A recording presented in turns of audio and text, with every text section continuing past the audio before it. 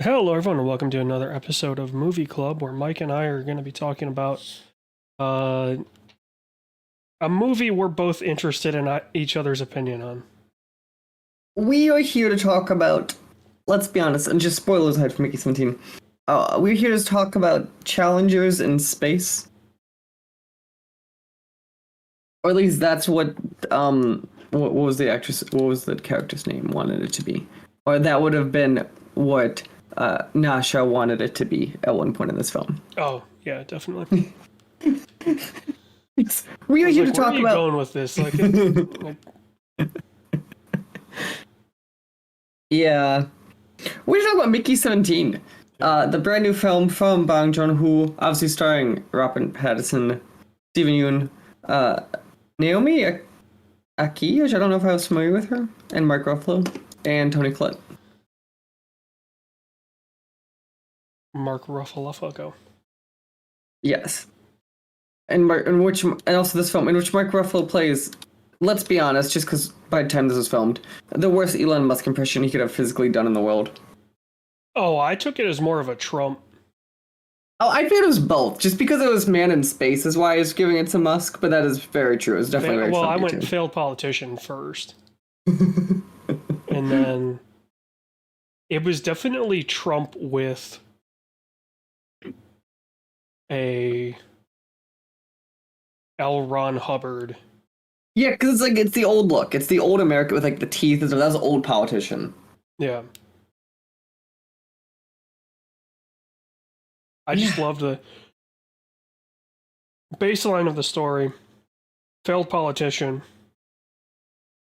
Which they like emphasize it several times that he lost 2 elections in a row. Like that's some major thing.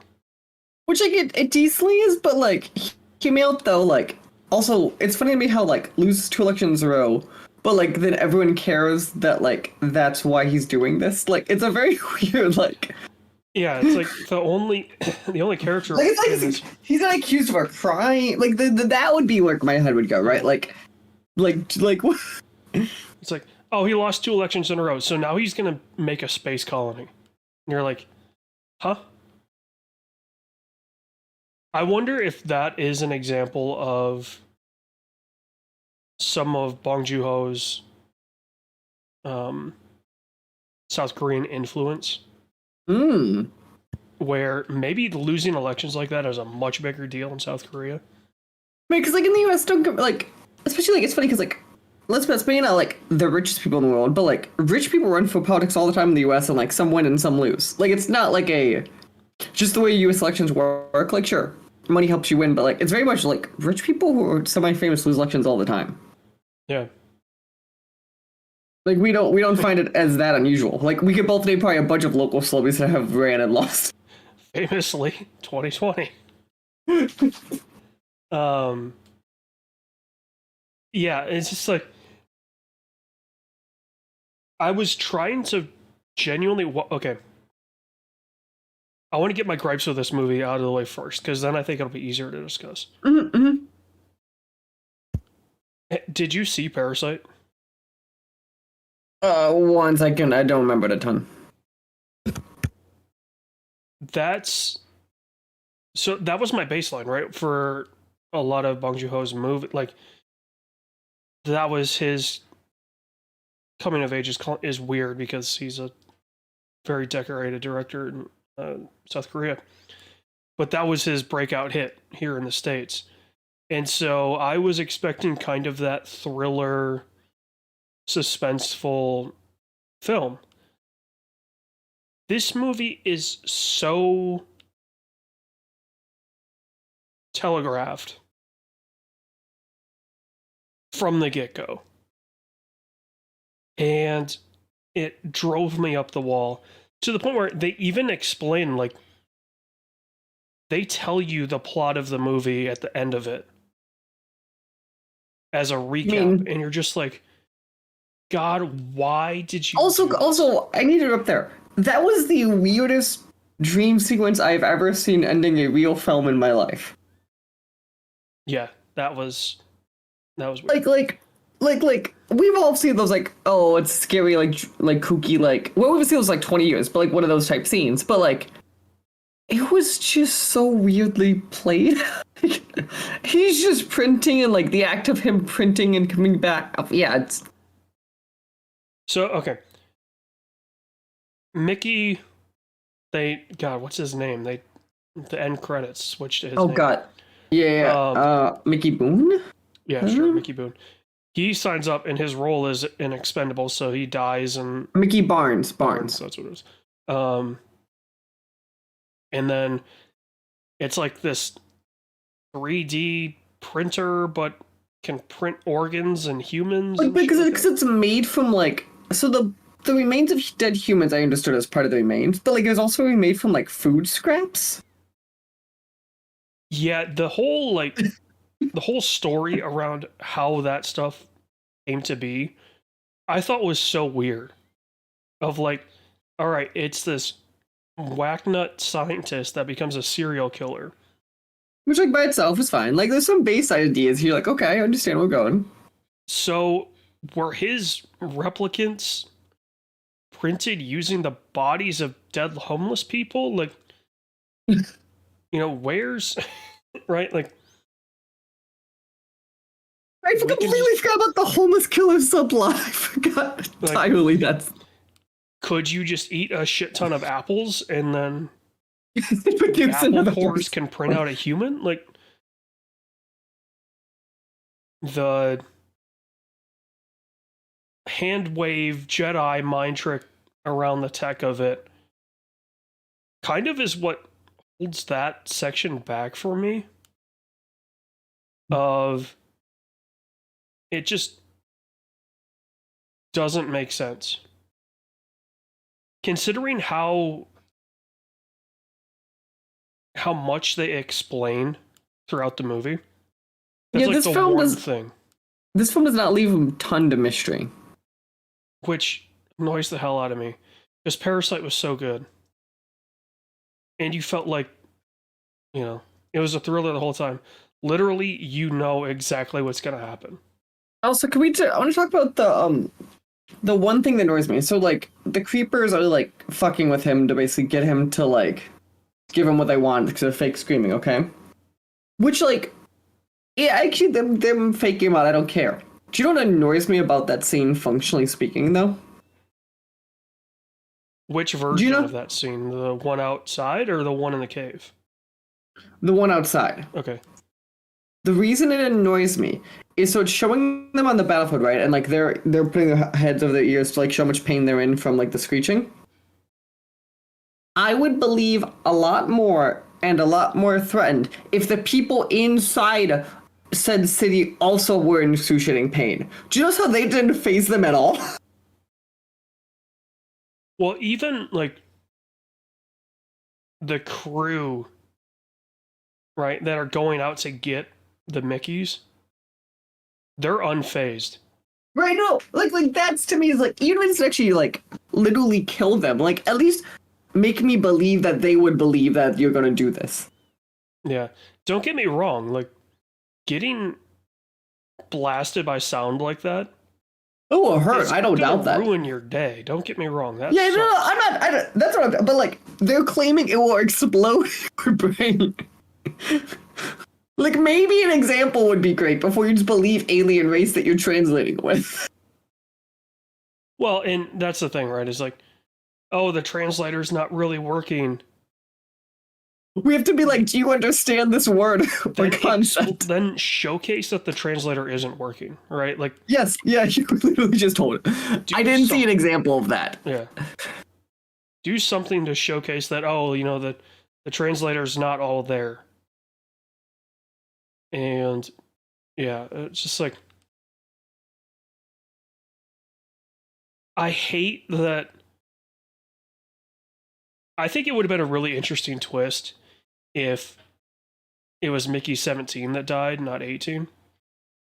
Yeah, it was it being 18 that died, kind of like weird.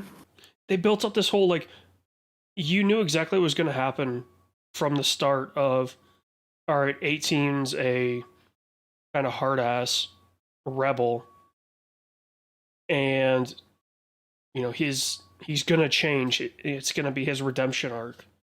Now, granted, hindsight's 2020, so you can say, "Oh, they definitely telegraphed this," but it's just like every time something happened, it was just like, oh, "Okay, they're gonna do it," and then they introduced the bomb vest, and it's like, "Okay, you know what's gonna happen," because of kind of previous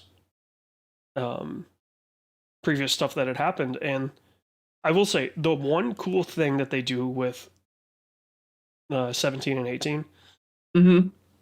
and they mention it a little bit in one of the voiceovers, is that they have different personalities. Because it's like, okay, yes, he has all the same memories, but your brain's going to interpret them differently. Yeah, so Hima, I don't mind how they each changed a bit. I wish that was explained a little. Like that's when actually I wish it was a little more explained. Like if you're gonna go through all the steps to explain this printing process, kind of explain the like variableness a bit more. Yeah, that's the one thing is like, if they had if he had mentioned that, the personalities can change a little bit, or if we had seen that with some of If the we saw other- that like with the guy killing the homeless, like it makes so much sense. If all of a sudden like one of them didn't do that, and that's how we found out. Like, Yeah. give me something to work with here. Yeah, or even if we saw it through the different, kind of montage scene of the Mickeys, right? Give us something to showcase that they're all a little different, rather than just 18 shows up and wants to kill 17. Also, here's another one that I'm curious. So my impression from the trailers was we would have more than two Mickeys throughout this film, functionally speaking. Oh, 100%. I was going into this, and then like, as soon as they brought up the whole serial killer subplot, Mm-hmm. and they're like, multiples are banned on Earth, or the printing is banned on Earth, and if there's multiples, the whole one soul policy or whatever. Right. I was like, okay, so we're gonna go down, and this is how we get the twist of, oh, there's two Mickeys. But even that, like, it's Also- not a twist because the trailers showed two Mickeys. Right. The multiple Mickeys didn't surprise us. I just assumed they'd be like especially when they started like when we cut it, it goes like Mickey 18/19. The thing I expected, I was like, oh fuck, did like something else happen? I have two multiples at once. Like what the like? I think if they had done the press tour and never mentioned press tour and trailers and never mentioned the two Mickeys, That would be a way better play. Yeah. that would hit so much harder. Because then you're like, oh shit, you're watching this going, oh shit, like there's multiples, they're gonna get found out. But then it's just kind of brushed over, and you're going, why? Right? Like, this was built up to be such a bad thing to have happen. But then it's all in the trailers, it's all in the, red carpet interviews, it's all in everything. Also, yeah. I have a question. So this supposed to be like a plot throughout the Mickeys? Are they just supposed to be like attractive female shows up and they stop thinking? Yeah, Like you could the yeah, the whole oh, they fall in love instantly. It's like, okay. her smelled good, so I signed up and didn't listen. Like what the Or the I was really curious, like they could have done a very interesting plot twist where 17 grows some balls and goes back to hold on, let me pull up the cast. The the woman that he has dinner with. God, what was her name? Which one?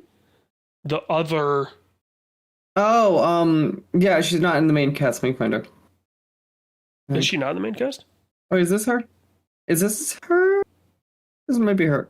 Kai, is that her name? Yeah. Kai, yeah. Yeah, Anna Maria Voltomaria. She's from Romania, so I'm butchering that dramatically. Yeah. If they had gone, yeah, that is weird that it doesn't show up. Yeah, Kai Katz, Anna Maria Vartolomei. If 17 had grown some balls and gone back to Kai, I think that would have been a really cool plot twist.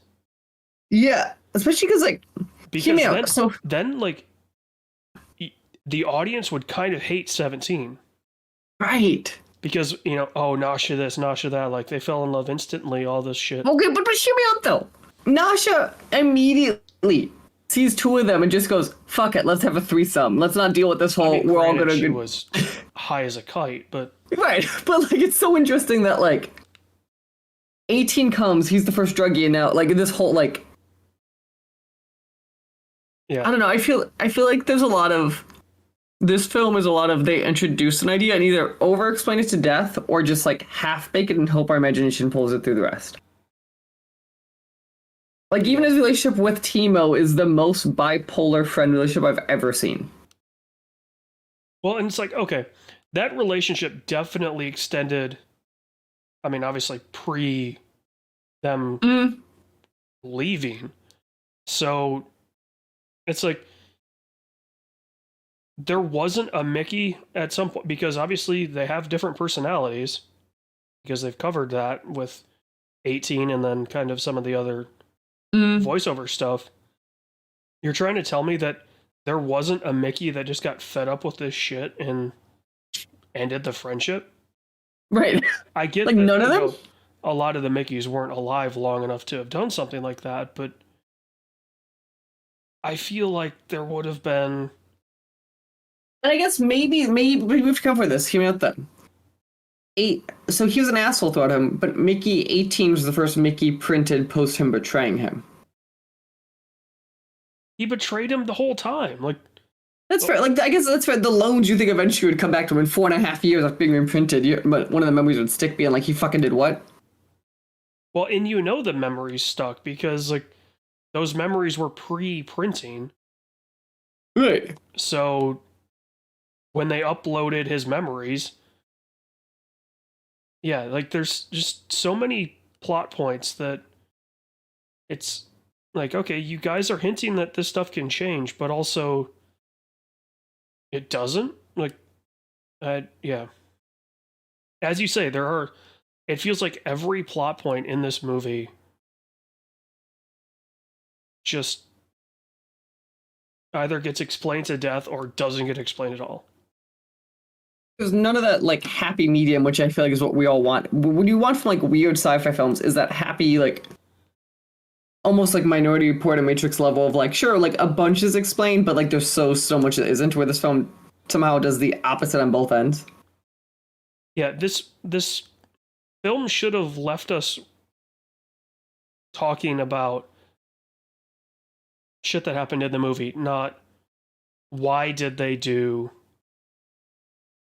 this and why didn't they do that? Right? Not, oh, what did you think about this? Because since they explain everything either way too much or not enough, for example, why is Toni Collette's character obsessed with sauces? Oh my god. like, give me 2 seconds, why?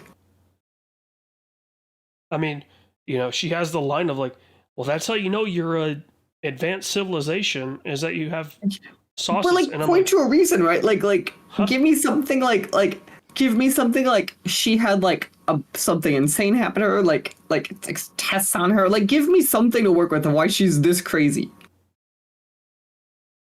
Yeah. The religious people make sense. Yeah, but like, and the religious people totally were like it's not Scientology, but like it's that vagueness of like we're a corporation, but we're religion, kind of back and forth. I did appreciate that. Yeah, the thinly veiled, like, this is Scientology, this is Donald Trump, this is Elon Musk, this is like, there's a lot of very thinly veiled digs at kind of postmodern America. Mm. And like some of it's cleaner, and the like Scientology one I actually think is cleaner pulled. Where like, I don't actually care if they do like a Trump or whatever like imitation. I just want a good one at some point. I just feel like Mark Ruffalo. It's just like you just gave Mark Ruffalo 5 minutes and just said pull one out of your ass. Like it didn't feel like it made sense. It did feel like they just shoved implants into Ruffalo's mouth. Said, just hey, said, go. you're a failed politician that's also kind of a religious leader. Go. That combine Donald Trump with a 1950s image in your head and just run. I don't even think it didn't feel like they even told him that. It was like, you've got this overbite, and you're a failed politician and a religious figure. People adore you. Go. Also, and now, granted, if that was the direction he was given, I think he knocked it out of the park of kind of creating his own version of Trump. I think it was a bad direction then. That's the problem, right? Is like, was it bad direction, or was it what failed? Right. Also, I have a question of characters. I'm looking at the cast list here. Yeah. What was up with the Pigeon Man? Okay, first off, I want to mention this because I was shocked while watching this movie. The number of British comedians that are in this. Right, like Pigeon Man is Tim K. Tim Key. Yeah, there's just like there's so many just British either comedians or stars from something throughout this, and you're going, wasn't this supposed to be set in the US to start, so it would be pulling from a US population? Yeah, there's also, I guess I'm confused too, because the film felt like to be getting to me like it was framing it like we've discovered a world and this is the first people off the earth, but like later in the film they're talking about how many colonies they are already out there. Again, there's So the other stuff one, that's either I way thought- over explained or wait. never explained. I thought for a solid 85% of this film this was secretly like a racist colony, and then like they show a lot of minorities in this one, and I got really confused what exactly they're like trying to say they are here as the evil. Well, yeah, the whole pure white. Because I was like, and then they cut just to the entire corner of the room that's African American, and you're like extra like, I don't know which they're saying anymore. Yeah. Yeah. Like it's another half-baked idea of like, if they're space racist, show me them being a space racist. Shit, they don't even have to be space racist, just like, It's regular racist. yeah. Like, show me the African Americans have worse conditions, or we're trying to get rid of something. Like, they don't. They just say, like, white, and then cut to the... I'm like, are we just supposed to be like, yes, they're just going to eliminate them without any examples of this? Or was it supposed to be a comedic? Right, or it's comedic, like, it's a Relief? different thing. But then... Yeah. But explain to me, like, what's your combining thing? Why are you all in this cult? Like, what is it you believe in? I have nothing. Yeah. I feel like we're already like 25 minutes in. I feel like we could go for... This movie was like 90 minutes. 2 hours. Mm-hmm. We could go for 5 hours. Just like asking why. Going through every plot point going why. And Why did you start as a story beat of like... You cut in the present, which is like this. I always like the non-parallel beat. Or you cut in the present. They go not quite to the beginning. They go like right before the beginning, go forward, and then go to the beginning, and then go through, and then cut off. yeah. Or like, hear me out. I actually don't mind that you did the credit beat of like Mickey 17 and it takes like 20 minutes to get in. Wouldn't you like make bigger point of like doing the play cards every time of like Mickey 1, Mickey 2, Mickey, like it felt like they found a bit but didn't stick with it. Yeah. That that explains a lot of the movie. They found a bit. The bit would have worked really well if they stuck with No, it. and to clarify, there are a lot of interesting ideas in this film. I think that's part of it, right? I want to like this movie so much. The visuals are amazing. The costume design is incredible. The sound is phenomenal. Like so much of this movie, and honestly, a lot of the performances are really good. Yeah. But it's just Like Robert Pattinson acting against himself, which you don't really means he acts against no one. Like is decent. Like surprise. Like all this is good. yeah.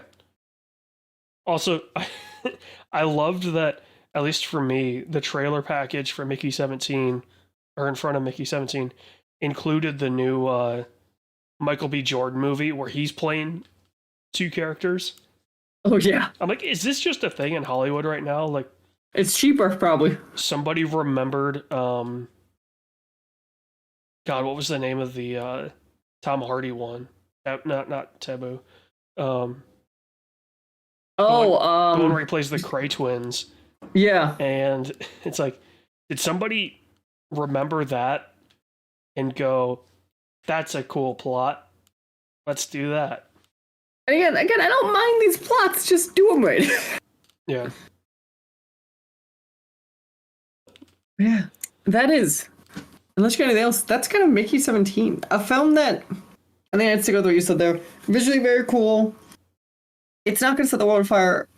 Yeah, like Warner looking like it's gonna lose money, but like I don't know if it's gonna be as astronomical as the original projections, hopefully, if the tail's long enough, but like the thing I give it, I do appreciate though when a director basically gets money to do whatever they want and they truly do make whatever they want.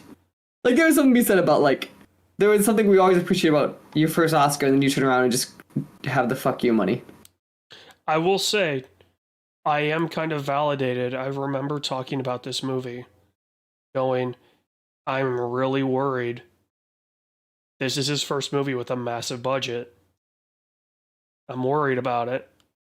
And we definitely hit the budget problem. It's like, okay. Now what? You're not going to explain that? You're going to over-explain? Okay. You know, they always say like there is some truth to like limitation. What is it? Some like limitations spark creativity. Something like Oh, you do yeah, need bottlenecks. 1,000%. Like, go look at true old school indie movies. You know, case in point is like Desperado or Clerks or They have tight limitations. even Reservoir Dogs. I was about to say even Reservoir Dogs is a good. Reservoir Dogs was made on the super cheap, and it is probably my favorite Tarantino movie. It's up there for me. I don't know if it's my favorite, but it's interesting how much he does with very little. Yeah, and I guess that's why I would say it's my favorite, right? Or it would be in the running for my favorite is. Don't get me wrong, Hateful Eight, Once Upon a Time, Pulp Fiction, you know, Django's probably 1A to Reservoir Dogs 1B. And Pulp Because Fiction's 2. Django, I think, is up there in my sense of like Once Upon a Time in Hollywood, where like, or no, probably those two. Well, I'd say those are his two best crafted from films. They're just probably not my favorite Tarantino films. Yeah. But this, like, Mickey 17 showcases the problem that he ran into with Jackie Brown. Right? Or, God, what was the other one during that timeline? And it's like, oh, you know, people saw the success of this autistic director that loves feet and weird storylines let's throw a budget at him and see what happens. What does he do? He gets Salma Hayek to stick her feet in his mouth. God. You know? Fucking hell.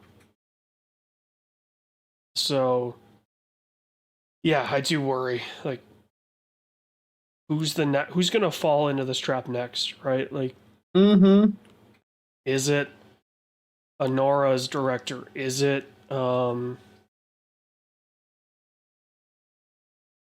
the group behind Zone of Interest? Is it, you know? Yeah, you're gonna get these directors that like, even if we get like gave him, instead of like Sean Baker's example, so Nora's like $4 million. If we give him like a $15 million budget, we'd probably be having a way of discussion. The concern is Hollywood's gonna turn around and say, here's $100 million like happened here. Yeah. They're gonna go, hey, you did a really good job. Also, I was reminded that was not in fact the first Oscar Best Picture for a sex worker. It was, I believe it was called Midnight Cowboy. I have seen Midnight Cowboy, yes. I From like believe the 70s? that's the name of it. Yeah. It's like the first Oscar after the Academy switch up. Yeah, I've seen Midnight Cowboy. And It's the one where I'm Walking Here comes from. That's Midnight Cowboy. yeah, that's, and so yeah, it was 1970. Which, fun fact, from when we're recording this, we're watching Anora tonight, in theory, so Nice. I might have a review of it next week. I'm curious. I'll be curious what I think of that. But yeah, Mickey 17. Would we both say, I'm gonna say the thing, this would be, if it ever, it's gonna be free on HBO Max in like literally 2 weeks. If you already have HBO Max, I don't think this is the worst time of your life. But to clarify, I'm not saying pay for this movie. Do not. But I think we both agree. If we said, you got some guys over, you have a couple beers, there's worse things to put on your TV. Oh, this is definitely going to be the movie that wannabe film students just gush over in college. Right, of, oh, we're going to watch Mickey 17. Oh, this is gonna be like with Tenet, like next to like a film guy's list. No, Tenet you need to get too high to understand. Or watch it enough to fully understand. Like, I watched a, no joke of a lie, 1.5-hour video on YouTube breaking down all of the switches in Tenet.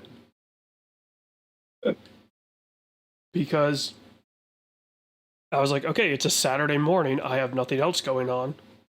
Fuck it, why not? The problem is this movie doesn't have any of those points where you can actually question, oh, what did they mean by this? Because, again, as we've been saying, it's either way overbaked or it's half-baked. There's no crumble to kind of open the door to something.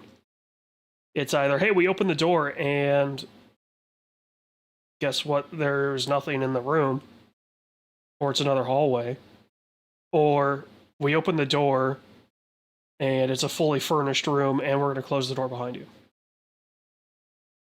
There's, yeah. So yeah, would recommend as a fun night out movie, not a thinker movie. That seems very accurate. So yeah, we will see all of you next time when hopefully we find some better movie. Hey, I mean, April's looking interesting. So That's fair, sir. I do think films are improved. Like, we have a few months where I think there's gonna be some good films out. So, well, we know what July's movie's gonna be, so don't have to worry about that one. is that Mission Impossible? No. It's July. I feel like I should know July in time ahead. So we'll see everyone next time.